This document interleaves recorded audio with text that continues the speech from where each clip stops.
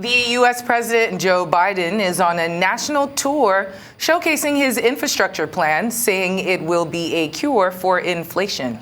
U.S. inflation has risen to levels not seen in 30 years, and that, coupled with the shipping backlog threatening supplies of food and goods in the lead up to Christmas, he offered his infrastructure plan as the solution, albeit one that will take time to manifest.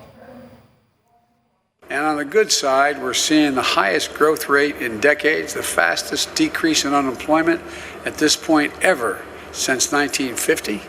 Jobs are up, wages are up, values are up, and savings are up. But we got problems too. Many people remain unsettled about the economy, and we all know why. They see higher prices. They go to the store online, or they can't, or they go to the store or go online, and they can't find what they always want and when they want it. And we're tracking these issues and trying to figure out how to tackle them head on. The House of Representatives passed my bipartisan infrastructure bill. Along with other plans that I'm advancing, this bill is going to reduce the cost of goods to consumers, businesses, and get people back to work, helping us build an economy from the bottom up and the middle out, where everybody's better off. The supply chains are incredibly complex. As long as goods and materials are getting where they need to go on time, there's usually no need to worry about the supply chains. But when global disruptions hit, like a pandemic, they can hit supply chains particularly hard.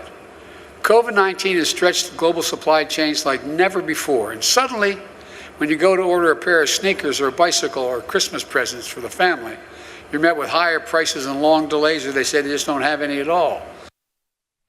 And let's bring in a U.S. Correspondent Rotimi Kade. Rotimi, I want to say thank you for joining us here on Newsday. Tell us more about the president's plan to try and deal with surging U.S. inflation. Well, I think Joe Biden is actually making this tour to sort of calm frayed nerves about the rise in inflation. I can tell you that the consumer index has soared to 6.2%. That's the highest since 1990, and this is so incredible that people are starting to feel in the pinch. As a result of this, the Democrats are beginning to see their political capital dwindle. Though they have some positives, as the president said, in terms of job creation. There's more jobs right now than any time in the past, say, 2 years or thereabout. And of course, when you look at the stock market is actually rising at an astronomical level. The economy looks very good. But of course, the very problem of inflation has not been tamed by the administration. And Republicans are already looking at ways to actually pitch their campaign for the midterm elections and looking at how they can provide an alternative. However, coupled with the fact that there's a supply chain issues and there's absolutely not enough people to actually bring some of these goods to the stores nearby to the people, it also even exacerbates the whole situation. So something has to come from the White House for this so-called monster of inflation, to be tamed or whatsoever, or somehow in a way that will appease the people. Now, what will happen if these prices and the supply chain issues continue? About how damaging could this be for Joe Biden's presidency? Well, I think, first of all, Christmas is just around the corner. Thanksgiving is also around the corner.